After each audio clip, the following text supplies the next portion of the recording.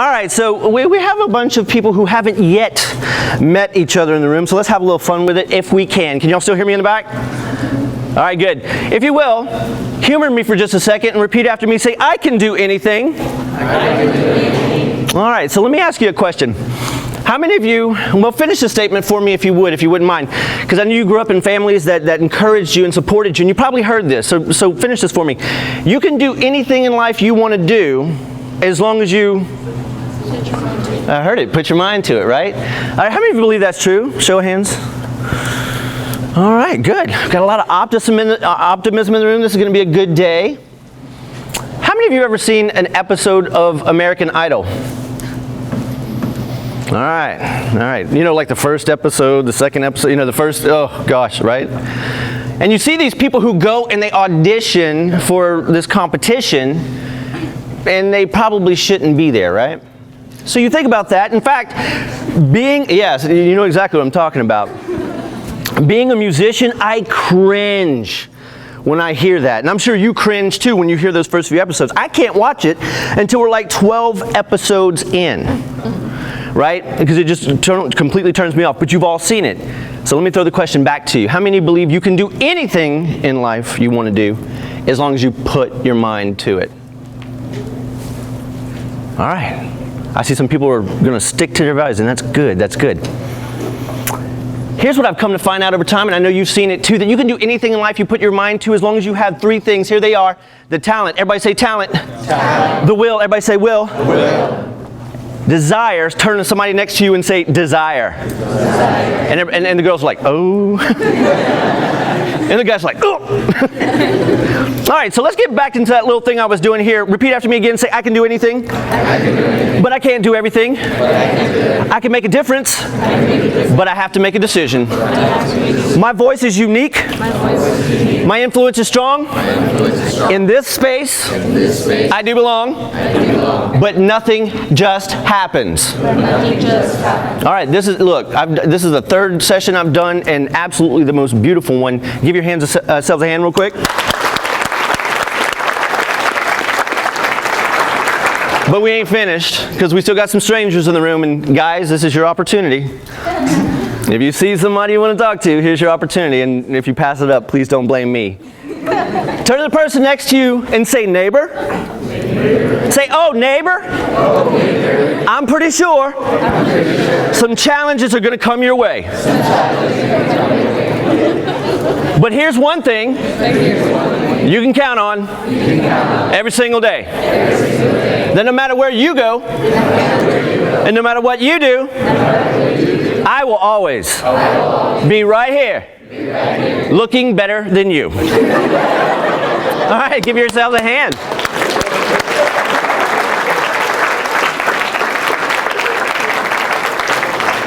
Well, congratulations and welcome to STC. I'm so glad to be here with you today. You're probably wondering, I saw people kind of looking as I was playing my saxophone. What did I step into? What am I here for? I thought I was here for orientation. What's the little man doing up front? Playing the saxophone. And here's what it is. I remember sitting in my orientation just right where you guys are. Actually, a couple states over and a little bit further north. But you get what I'm saying. Pretty much in the right same place. And it seems like just yesterday, and the saxophone was what brought me to that moment in time. Here was the thing. Real quick story. I picked up the saxophone when I was 11 years old, and I haven't put it down since. It became everything to me. It became my first love, my first passion, and my first dream and vision for my life. And so I identified with it. People identified me with it. Whenever they think of Duane Huff, they would think of saxophone player. And I just embraced that. But here was the problem. Whenever I stepped into college, there were two things going on. Number one, I had no idea what I was doing here.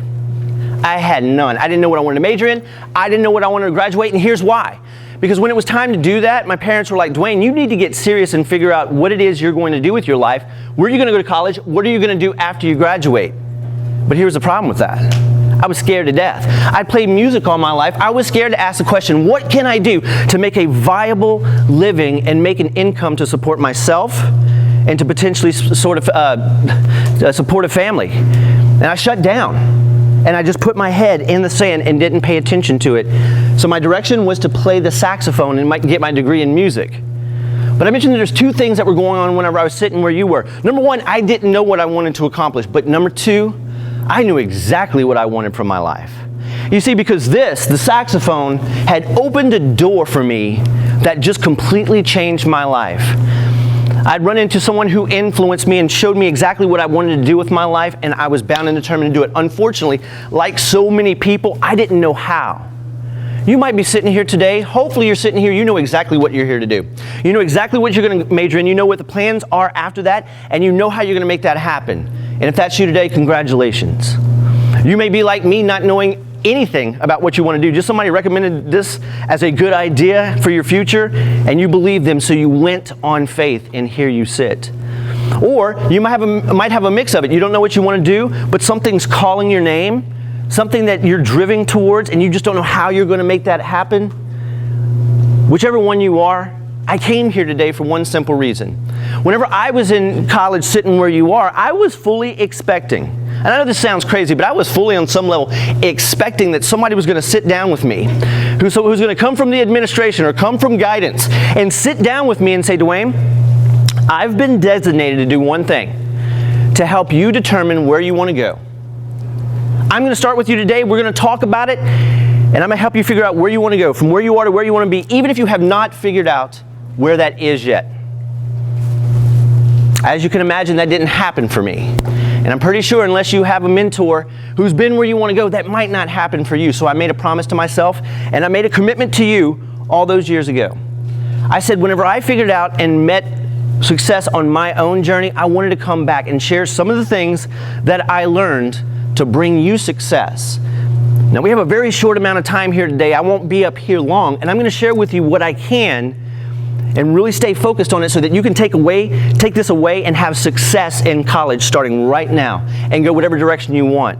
But here's the bottom line that I want to drive home as we do this. Your dreams begin here. I truly believe that, because college is an opportunity to not only get an education, which no one can take away from you, but it's also the opportunity to connect with other people, make lifelong friends and connections that will open doors for you. So I know at this campus it's really easy to come to class, go home, come to class, go home. You get tired at the end of the day, you want to go home, you want to relax. And I won't take that away from you, but here's what I'm going to encourage you to do. There's amazing organizations here on campus like Student Government and the Student Leadership Academy. Get involved. Find something that you're absolutely passionate about to get involved. And if you don't know what you're passionate about, get involved anyway and meet some people that will open doors for you. So I want to spend some time today showing you how your dreams begin here and where you can go from where you are to where you want to be, even if you haven't figured out where that is yet. So in order to do this, let's focus on 3 simple ideas. You see, as I've studied the people in my life, my mentors, the leaders in my life, the people that I trusted with my guidance and mentorship, I basically took away 3 things as I went on my journey. The first one is this: whatever we want to accomplish, whatever we're focused on, there's really the first fundamental thing we need to focus on, and that is creating a vision. Everybody say vision. Vision. Vision comes from passion. Everybody say passion. Passion. All right, how many of you can look back over your life and see something throughout your life that you've done at some point or time that you could at least admit you get excited about when you get the opportunity to do it, think about it, or engage in doing that thing? Can I see your hands, please? All right. How many of you have had something in your life, whether it was sports or art or music or even science or math, that you've really just excelled at and people admire your ability to do that? Everybody raise your hands. We've all got something in our past. I said vision was important. Here's the challenge. We're at a stage in life right now where you're sitting where most people will take the vision or the dream or the hope that they have in their heart that they showed up here with, not knowing how they're going to accomplish, and they'll take that dream and they'll put it on a shelf because they simply don't know how that's going to happen. Here's what I'm going to ask you to do. The first piece of homework, you will, from college, if you will. If you haven't done so yet, and if you're not crystal clear on what you want to get from this experience, please take a week, a month, but definitely before the end of the semester, and really do some soul searching and get very clear on what it is you want to accomplish here. Because without a vision, the people perish. And what that means to you and I is if we don't know where we're going, we won't get there and we'll fail miserably. And then we'll give up and quit because we won't be able to go in that direction. I have found that when many people are trying to figure out what they want to do in life, they look into the wide abyss out there, all the different possibilities of the things that they can do. Now, if you're anything like me, and I'm kind of telling myself, so I want y'all to back me up if this is you. I'm the kind of person that I'll be sitting here having an intense conversation, I'm all in it, and we're talking, we're having a great time, I go, squirrel.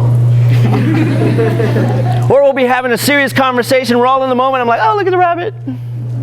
So I'm that kind of bright, shiny object kind of person, and so for me to get focused on anything is a real challenge. And I see all these different things that I want to accomplish and do in my life. There's so many possibilities that I get overwhelmed, and I shut down and procrastinate. How many of you fall into that category and suffer from that same syndrome? I'm about to free you and make your life so much easier by giving you this one little thing that I learned. Stop looking out there for what you need here. Here's what I mean by that. There's so many opportunities out there. I'll give you that, and you probably can do 1 or 2 or 3 or 4 or 5 of them. But here's a quote that I heard one time that completely helped me to bring it all together. It was this. It said, passion. Many things in life will catch your eye, but only a few things will capture your heart. Pursue those. So if you're looking at several different options right now, number one, pick the one that captures your heart. Find that, fulfill that, and then all these other things that you want to do, you can get to them afterwards. Please focus. Here's how I found a way to do that. Instead of looking out here for all the possibilities of what's there, look there. You see, I believe that your past is telling you about your future. Defining moments in your life, you've all had them. People who have touched your lives, events that have shaped your lives, tragedies, beautiful moments in your life that have kind of molded you into who you are. My vision was created this way.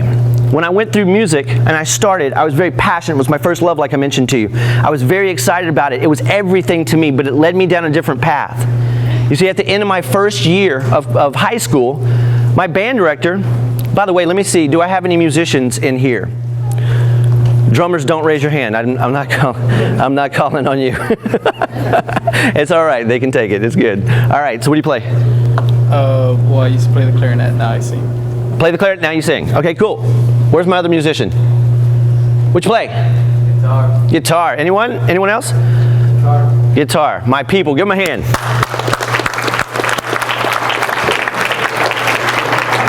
Any band instrument people like well, we got clarinet, but flute or saxophone or anything of that nature? What do you play? Flute. You play the flute? Flute. Were you impressed whenever I played the saxophone? Was it good? Yeah, all right. And the people in the audience like, he's a narcissist. Right. Here's what happened at the end of that first. I'm talking about the fact that we have defining moments in our life that shape us. My first defining moment was when I picked up the saxophone. Shaped my life. There was one previous to that I never considered, but when I was younger, about 8 or 9 years old, I developed a talent to draw. I had a visual talent and I could duplicate a lot of stuff, but I never pursued it. It didn't really matter. Again, it wasn't something that caught my heart, it was something that caught my eye. But music caught my heart, and at the end of that first year band, my director comes to me and he says, Duane, I've been talking to your peers. We believe that you would be effective as a student leader. Would you consider going away to a camp to learn how to do that and come back? I said, sure, what's involved? He said, you need to go back to your hometown. They'd transplanted me, my parents had, and go and get that education. I said, fantastic, I'll do it. I show up not knowing what to expect, but here was the thing. I was at the end of my freshman year. I was a big man, all this confidence, right? So I walked up in that place, mother in tow. Right? I was a big man. I wasn't going nowhere here. And it was a good thing that I didn't, because something weird happened. I stepped into a room kind of like the one you see over here with all these tables set up and all these people around. I didn't know what to expect. And here's what happened. I walked up and this guy jumps out of the blue and says, hi, my name's Johnny Johnson. What's your name? And I'm like, oh, Mom. In fact, I was like, oh, Mom. He says, we're going to have a great time. You're going to be awesome. This is going to be the greatest event of your life. And he scared me. He really scared me. I was scared. I didn't know what to do. But I took a leap of faith and I stepped in. There was a good thing I did, because this guy became one of the greatest mentors I had as a student leader. He took what was possible for me in my own mind. So many times we show up and there's so limitations because of what we've done, what we've seen other people do, that we don't believe we can. And the key is to believe that we can. And this guy lifted that lid of belief for me and showed me what was possible. But that's not what changed my life. It had a part of it, but that's not what changed my life. You've had moments in your life, people, experiences, time, bad, sad, good, that have shaped you. And they're telling you what's ahead for you. So I went a little bit further into this class. The second day, a gentleman showed up by the name of Dr. Tim Lautzenheiser. Been working with student leaders for the last 35 years, and I got introduced to this man.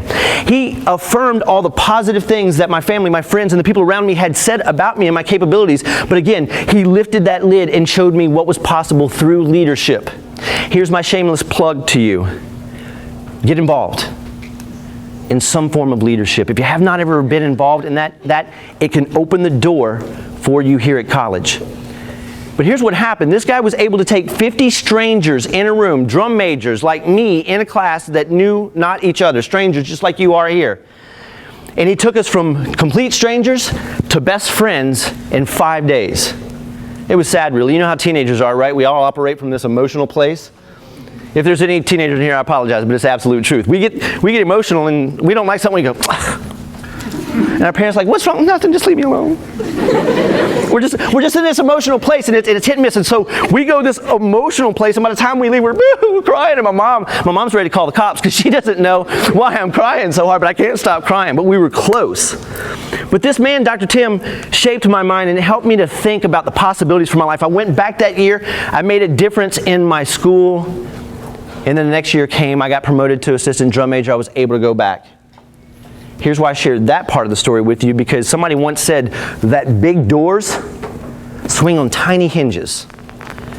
I don't know why you're here. You may have showed up thinking, is this the right path for me? Do I do this? I'm the first one to go to college in my family. People don't support me. People don't believe in it. Is this the right path for me? But you're here.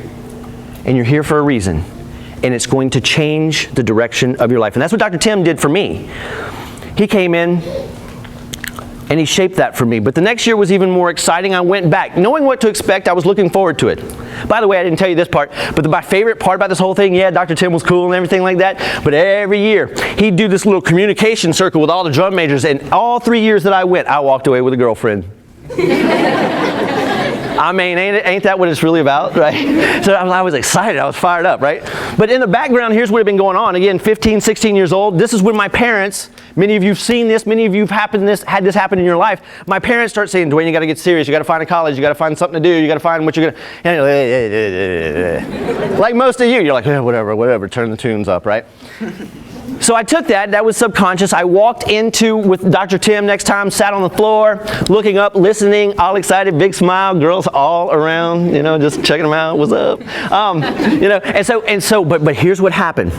Have you ever been in a room or in a class or in an event and the speaker or the person up there teaching said something and you just went off on this tangent? Squirrel. I mean, like that. And you just go into your own space and everything around it just kind of blurs and goes down. How many of you ever had that experience? Yeah, you've been there. And so I'm sitting there and I'm listening to Dr. Tim, and in this background, I'm trying to ignore it, but my parents are in my head. You got to find a career, you got to get a job, all that crap, right? So I'm listening to this guy, and all of a sudden he said something, and I just went, phew.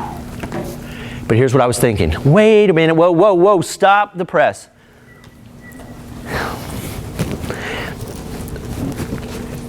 I got to get a job. Right? That's a realization as a teenager. You're like, oh my God, I got to get a job, right? But I got to get a job, and I got to make a living somehow. I don't know, but that dude gets paid to run his mouth and draw pictures. I can do that. And all of a sudden, a message was born inside of me because he had made us feel awesome and gave us tools that we could use to help other people. And when I walked away with that feeling there, I said, I want to change lives. I want to help lives. I don't know if I can, but one day I want to do that. And then I took it and put it on the shelf. Here's what I'm here to say today about that. That's not about me. This is about you. There's something here in your heart that has defined you over the years. And you have one of two choices. You can misalign with that and just go off in your own direction, or you can find some way to bring that forward. Back in the day, I said vision comes from passion. Back in the day, whenever I graduated college in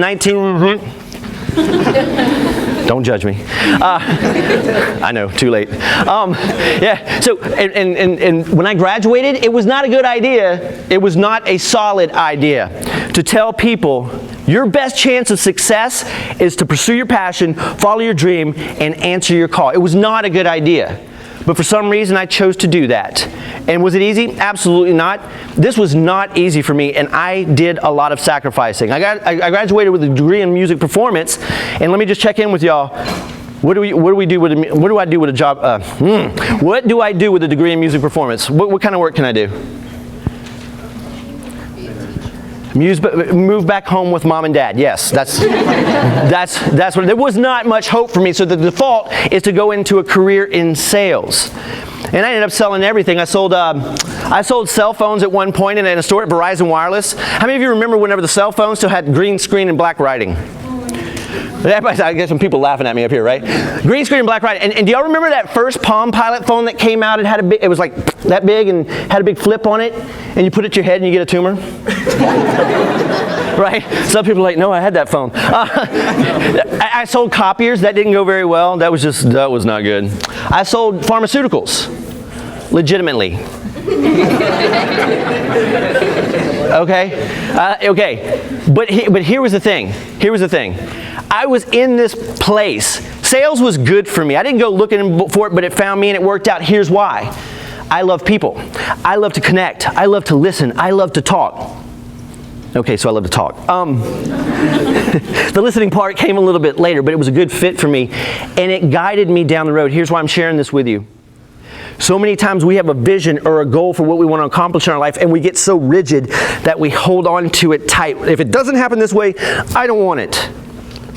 But what we need to find out is that if we're able to let go of how exactly it's going to play out, but we'll stay firm in that passion and the vision, the thing that captures our heart and not just our eye, and we persist, we'll find it. And that's what happened to me. I ended up going through this pharmaceutical career for 8 years. It was going brilliantly. But all along on the way, I told my wife, I was about 32 years old, I told my wife, honey, this is the dream I have for my life. This is what I want to accomplish. I'm not getting any closer. She said, Duane, go for it. Do something about it. So I started reaching out to some of the friends and people around me. If you have a dream or a vision or something you want to accomplish and you don't know how to make it happen, start talking to the people who love you. Start talking to the people around you. Start making new friends here in college that can open those doors for you. I started talking to my friends. I walked up to a friend of mine. I said, hey, here's what I'm trying to accomplish. I've been doing this since I was 15 and I really want to do this. I didn't know if I could do this right here. I didn't know at that point. I just suspected it. Some of you have not tested your dreams, your passion, but it won't go away.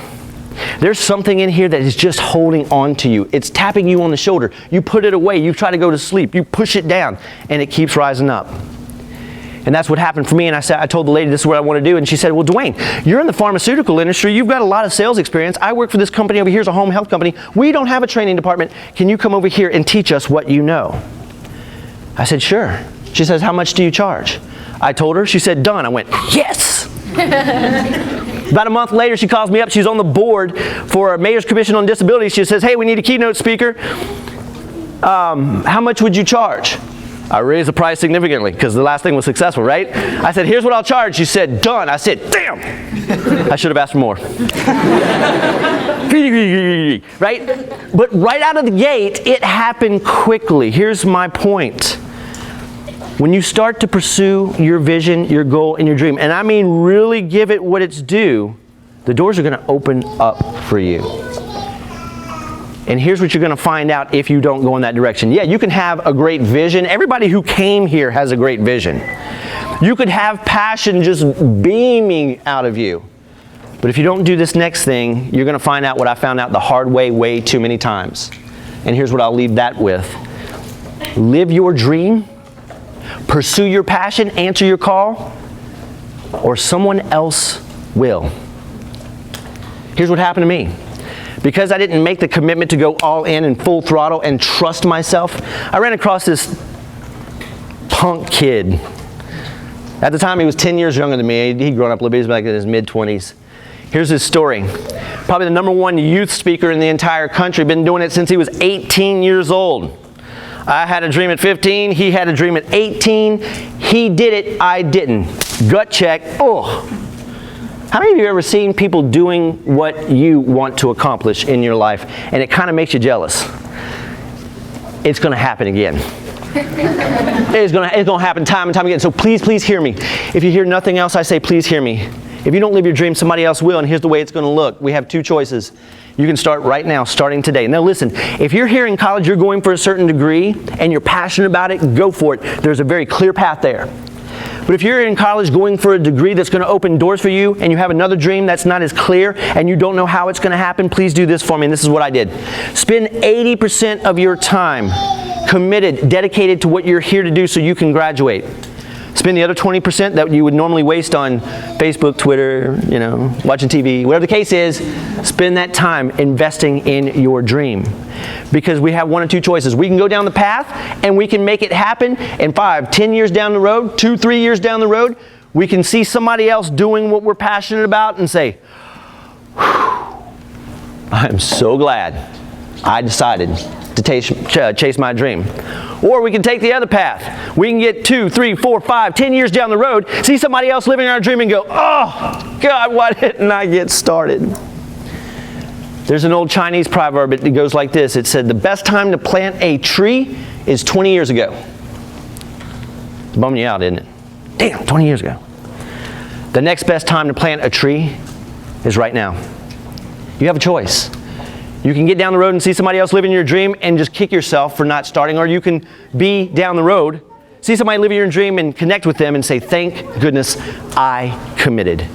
So that brings me to that second point, which is commitment. Everybody say commitment. Commitment. Yeah. Once I committed, I didn't start until I was 33 years old, whenever, like you heard my introduction, when I reached out to that friend and she opened the door for me. I got some video. I got some more video, but then I sat on it for the longest time. A transition happened in my pharmaceutical career that put me without a job. I lost a $100,000 job just like that. How do you come back from that? It's one of the greatest opportunities that ever happened to me because I got serious about what I wanted to do. Many times, and this is what my mentor Les Brown says, he says, when you're not ready to move in life, life will move on you. I know some of you have seen that already, but just remember, you have that opportunity. And so life moved on me. I made a commitment that I wasn't willing to make before. Got kicked in the gut by other people doing it. And in less than 4.5 years later, I was able to realize, here's what happened. I'd transitioned, I'd made that commitment. I started working for another pharmaceutical company. That went very well, but that contract ran out. I went and worked for another pharmaceutical company in my hometown, a very small one, where I reported directly to the CEO. In fact, this company was so small, there was only 4 people in it. 5. It was me, the girl I recruited to help me sell, the CEO, and the medical director. Small company, intimate. Everybody knew everything, right? I started 3 months, just crushing it. I mean, blowing out of the water, having a great time, building friends, building relationships. And then somebody saw one of my videos and reached out to me and said, hey, Duane, we got a project coming up where we're going to have 6 months of opportunity for you to come and work with us, speaking, training, teaching. Would you be interested in joining us? I said, whoa, let's back up for a second. How much work? They said 6 months. I said, what after that? They said, we can't promise you anything. I'm like, wait a minute. What kind of work? See, I was riding that fence, right? Wait a minute. I've got a full-time job with kids. I had one child at this time. He was about 5 years old, and we had another one on the way, going to be born any minute. I had a job, I had responsibilities, I had mortgage. I can't be taking foolish risks, right? But I did 2 things in that moment. I asked a lot of questions. I thought about it. I prayed about it, and then I talked to my wife. And when I told my wife the opportunity, 6 months work, nothing guaranteed afterwards, I was expecting her to let me off the hook. Many of us come to our dreams and we want it, but we're scared of it, and we're just waiting for our friends, our family to just take, you don't have to go to college. Just go get a job. It's going to be all right. You'll make it. You'll succeed. And we're tempted to give up and quit before we even get started. So I went to my wife to take me off the hook. I know. Anybody who's been married more than 30 seconds know what I'm about to say right now, right? All right. And so I went to her, I said, honey, here's the opportunity. I can leave my safe and secure job and go chase my dream. She said, that is awesome. Do it. Guys that aren't married, listen to me real quick, please. Anytime your wife is in agreement with you, the skies have parted. Just do it. That ain't gonna happen too many times, right? And she said that, and I went, what? She said, Duane, you've wanted this your whole life. Why in the world would you not go chase this? And the reality of the situation was I was scared. Am I good enough? I've said I'm good enough. I've put it out there, but have I really tested it? And what if I show up and I fail? Many of us come to the table thinking we can accomplish the best that life has to offer. And here's what I'm here to tell you. Yes, you can. You own this, but we're scared of it. Please, the key is to believe it in yourself. But I did the safe thing. Ladies and gentlemen, more dreams are lost. More lives are derailed at this moment in life because people do the safe thing instead of the right thing. Whenever I did the safe thing instead of the right thing, I went back to my job all proud. I'm going to be the father. I'm going to be the responsible one. Look at me. The next Monday, I rolled into a meeting with my manager. Everything was going great, right? Everything was going great. Good relationship, blah, blah, blah. I showed up to my meeting, and he was normally happy-go-lucky. This time he showed up, he looked like he'd been weaned on a pickle. People in the back can't see that. And I knew something was up, so I asked him, I said, hey, what's going on? He's like, look, sit down, we need to talk. I'll spare you the details, but it just got worse and worse and worse and worse and worse. And this company just extended an offer to me. So the worse it got, the more I started to check out, like, whatever. Like an 18-year-old girl, right? Whatever. 18-year-olds don't like me right now. But I said, I looked at him and I got it bold all of a sudden. I got this safe, secure thing and I looked at him and I said, you want me to quit? He said, yeah, I want you to quit. Took the keys out of my pocket, dropped them on the table, said, see ya. Turned around and walked away. Now, that's what he saw. He saw the back of me, and I'm just walking away. Now, if he would have been watching me come towards him, I'm going, oh my God, I hope it's still available. My wife's going to kill me. I quickly got on the phone. I called the number to the person who would invite me. I said, is it still open? She said, yes. I said, thank God. And I went. When you're not ready to move, life is going to move on you.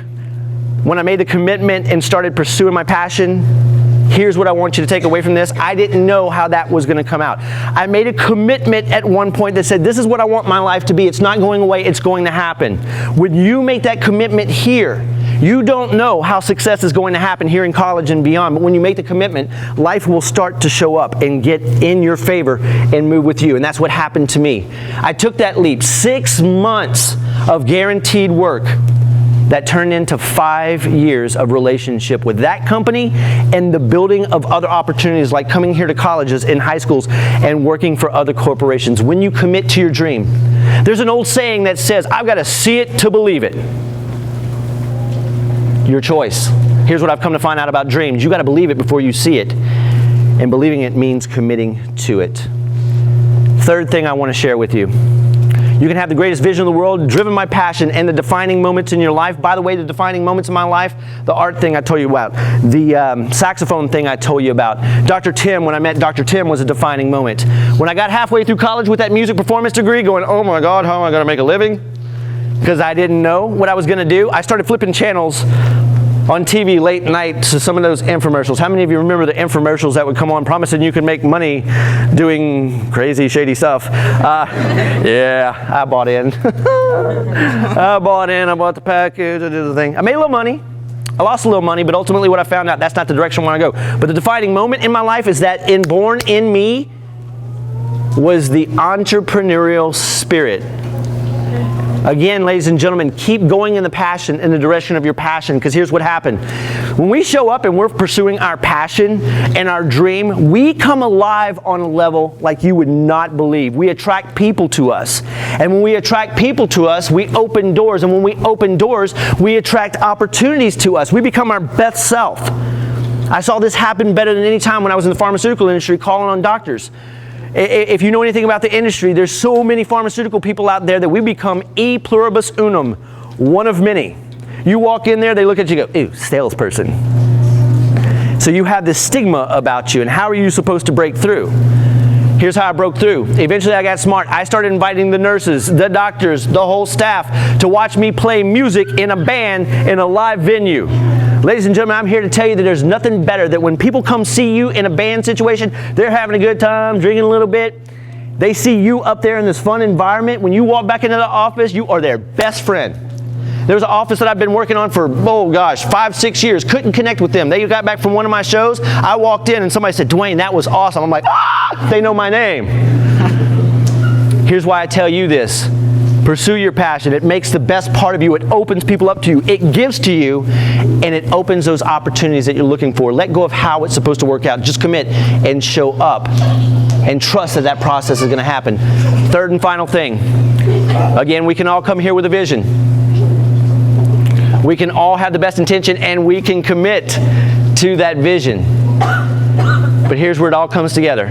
Without passion, without vision, without commitment, perseverance and persistence is the way to make it all come together. Here's where I learned that, and you've all seen it in your life.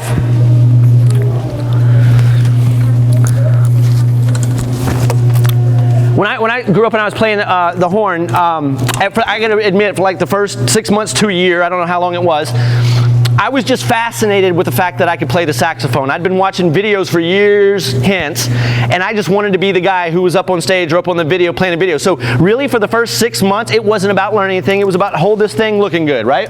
So I'd show up and I'd get in front of my mirror, I go,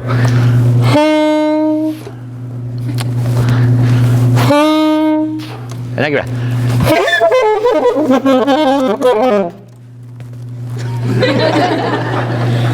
one time, a few years in, and my parents, I was getting old enough where my parents would just kind of leave me alone by myself. And you know how it is when you're growing up, right? I was a little scrawny thing, so I started working out a little bit in my free time. And I was trying to build a little muscle. Well, one day my parents left me alone. I was in the house blaring music, blah, blah, blah. I couldn't hear anything going on, just dancing, having a good time, which is not a good idea for me. I cannot dance unless I have rum. I didn't say, woo. All right, so I get up there and I'm in front of the mirror. You know, I'd just taken a shower, I have my towel around me, I'm just kind of wiping it down, and I'm checking my muscles out, right? I'm like, and about this time I sit there and I go, you know bodybuilders do, right? Okay, I went, and by the time I look over, it was my mom. And she said, you need to quit that. You look like a coat hanger.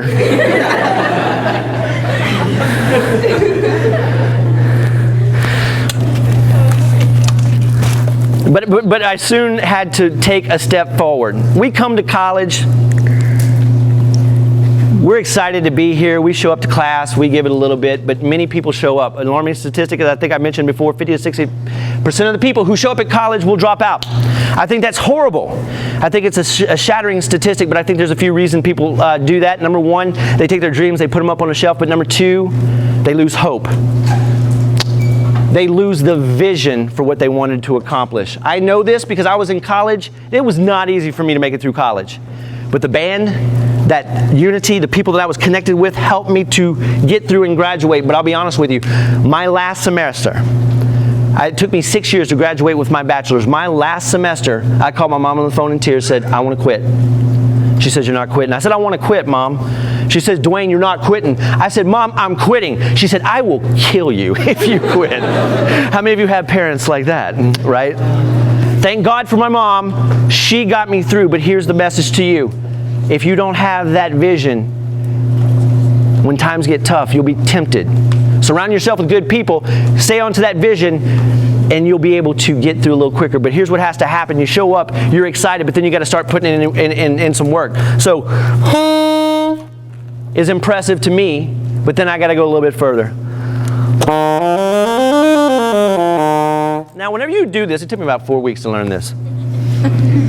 It did. It's sad. But I got excited, so I ran up to my mom, I'm a band director, and I walked up and I said, listen what I can do, listen what I can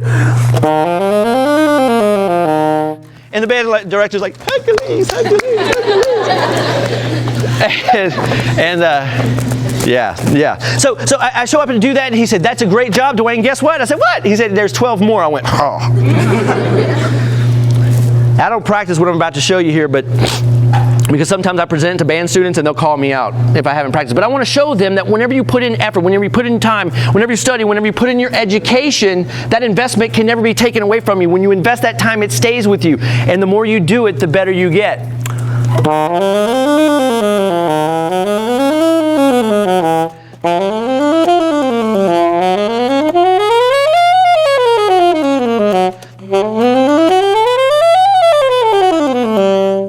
I don't do that to impress you. I just do to show you that when you put in the time, I don't practice the stuff. I did. I put in the time years and years and years ago. I can't forget this. And And when you invest the time in your education, it will open up doors and it will give you stuff that cannot be taken away from you. If you stay longer, if you make it through your second year, your third year, your fourth year, you get really intelligent and smart, and you start hanging out in study groups, and you're like, look what I learned. And that dude's like, no, that's wrong. Let me tell you what I learned. People start getting arrogant and cerebral about that stuff, right? And so you start showing off to people and playing neat little stuff and go. Now, how many of you would agree, even the non-musicians, that what I just played sounded a little bit better than the last thing? Laughter, no idea. Okay, I said, how many of you would agree that what I just played there sounds a little bit better than. How many of you would agree that second one sounds a little bit better? All right, how about this one?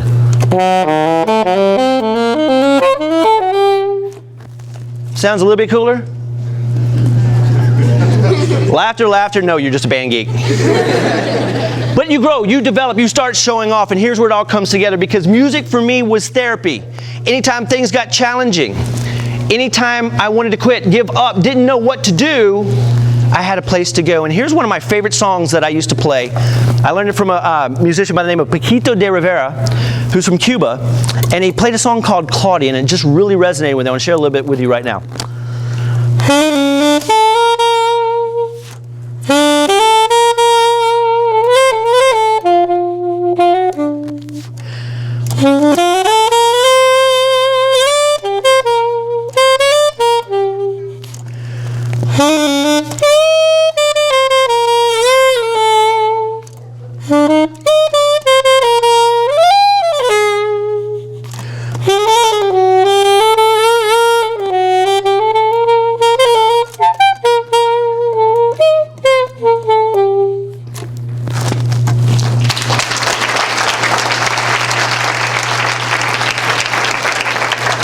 What that means to you is simply this: surround yourself with the people who can make a difference in your life, who will support you, championing your dreams. Get connected so it will open up doors and opportunities.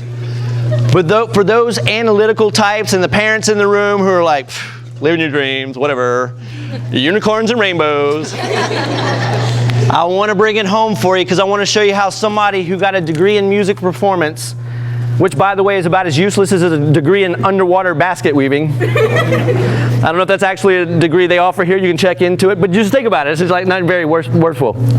I spent 5.5 years on the road. In December this last year, we were about to have our third child, a little girl. Her name is Amelie, and she is my heart. Everybody say, "Aw." That dude's like, he is a narcissist. That's great. And I knew something had to change. You see, because my second one, when he was born, I had just gone out on the road. And that dude I missed 6 months of his life growing up, and it hurt me. Not only to mention that, the older one had drawn a family picture of me, of the family. And my wife stopped me one day and she said, "Hey, take a look at this. How many people do you see here?" I said, 3. She goes, "Guess who they are?" I said, "I don't know, tell me." She said, "That's me, that's Noah, that's Joshua." I said, "Where am I?" She said, "I asked Joshua the same thing." I said, "Joshua, why is your daddy not in that picture?" She goes, Joshua said, "He doesn't need to be in the picture. He's never here." Wait, let's do that all together. 1, 2, 3. The wound is healed. We can do that. Okay? All right. But then she says, wait, that's not the best part. The best part is he's developed a imaginary friend. Okay, he's 5 years old. People do that, right? She says, "Ask me what his name is." I said, "What's the imaginary friend's name?" He said, "Dodd." What? My 5-year-old is playing mind games on me. It's not Dad, it's Dodd. Because it's breaking my heart at this point, right? And I'm about to leave, so I've got to make light of it and have some fun with it. So I said, "Oh, he's just foreshadowing." Do you know what that word means, Duane? You see, my wife has a Catholic school education, and I have a public school education, which where I'm from, that's not a good thing. So she's always looking down on me. She says, "Yeah, do you know what that word means?" I said, "Yeah, foreshadowing." You know, he's sitting here, he's got an imaginary friend named Dodd. But one day, when he's 14, 15 years old, he's going to stroll in. He's going to say, "Hey, Dodd, can I borrow the car?" So that's how I made light of it. But I was about to have my little girl, and I walked into an office. That I had contracted in to do some training. It went pretty well, decent, not my best performance, but at the end of that, the CEO who was in the room calls me. He says, hey, can you come in my office before you leave? I'm like, oh, crap. I hadn't been in the principal's office in God knows how long, right? But I go in there, he says, hey, shut the door. I'm like, this is not going to be good.